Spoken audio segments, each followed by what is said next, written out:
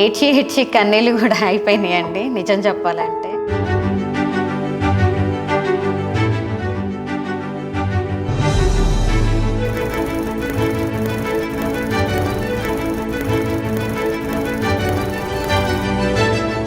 నైన్టీన్లో మేము flavours ocean company పార్ట్నర్షిప్లో పెట్టాము ఐస్ క్రీమ్. రేపు ఆర్డర్ ఉంది, నైట్ బ్యాచ్ చేసాం.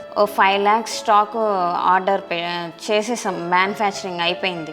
మార్నింగ్ వెళ్ళాల్సింది కరోనా, ఇక్కడికక్కడ అయిపోయి మాకు ఎటు వెళ్ళలేని పరిస్థితి. స్టాక్ అంతా ఊళ్ళో మొత్తం పంచిపెట్టేసాం. ఇన్కమ్ అయితే ఏమీ లేదు, జీరో. పార్ట్నర్స్ కూడా మా అమౌంట్స్ మాకు ఇవ్వలేదు. వాళ్ళకి తెలుసు రన్నింగ్ అవ్వట్లేదు, అమౌంట్ లేదు అనేసి. తెలిసి కూడా మాకు లాక్ వేసేసాడు. ఫ్యాక్టరీ మెషినరీ మొత్తం కొలాప్స్ అయిపోయింది. మేమే ఐస్ క్రీమ్ ఫ్యాక్టరీ మళ్ళీ మేము ఓన్గా ఎందుకు పెట్టుకోకూడదు అని ఆలోచించుకొని, అంతకుముందు వచ్చిన ఇన్కమ్నే దాన్నే దాచుకొని కొంచెం కొంచెంగా చేసుకొని, దీంట్లో డీలర్షిప్స్ అలా మాట్లాడుకొని కొంత కట్టడానికి మొత్తం పెట్టుకొని చేసుకొని రన్నింగ్ చేసుకున్నాం.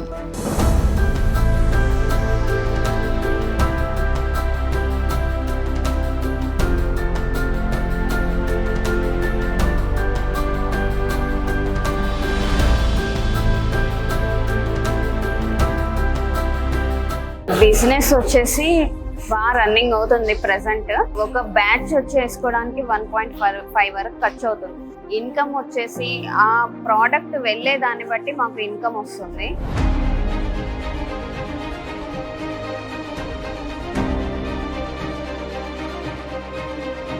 అందరు వర్కర్స్ కూడా మాకుతో ఫ్రెండ్లీగా సరదాగా ఆడుతూ పాడుతూ చేసుకుంటారు వర్క్. డాక్రా మెప్మా ఎన్ని ఛాలెంజ్లు వచ్చినా ఎన్ని సవాళ్లు వచ్చినా నిలదొక్కున్నాయి. బిజినెస్ చేయాలనుకునే చాలా మహిళలు ఉంటారు. వాళ్ళకి నేను చెప్పదలుచుకుంది ఏంటంటే, ఇంట్లోంచి బయటికి రండి, వచ్చి మెప్మాలో జాయిన్ అయ్యి ఏమి తెలుసుకోవాలనుకున్నా వాళ్ళు మీకు ట్రైనింగ్ ఇస్తారు. ఎక్కడికన్నా పంపించాలని పంపించుకుంటారు. నేను ఫస్ట్ టైం బయటికి వెళ్ళి డిజిటల్ మార్కెటింగ్ గురించి తెలుసుకున్నాను. మీకు వాళ్ళు ఎలా చేయాలి ఏంటి అనేది చాలా హెల్ప్ చేస్తారు. అక్కడికి వెళ్ళాలి అన్న టెన్షన్ కూడా అవసరం లేదు, అన్ని ఫెసిలిటీస్ వాళ్ళే ఇస్తారు. 10 మందికి నేను ఎలాగ ఉపాధి కల్పిస్తున్నాను, మీరు కూడా అలాగే 10 మందికి ఉపాధి కలిగించాలని కోరుకుంటున్నాను. All the best. Thank you MEPMA.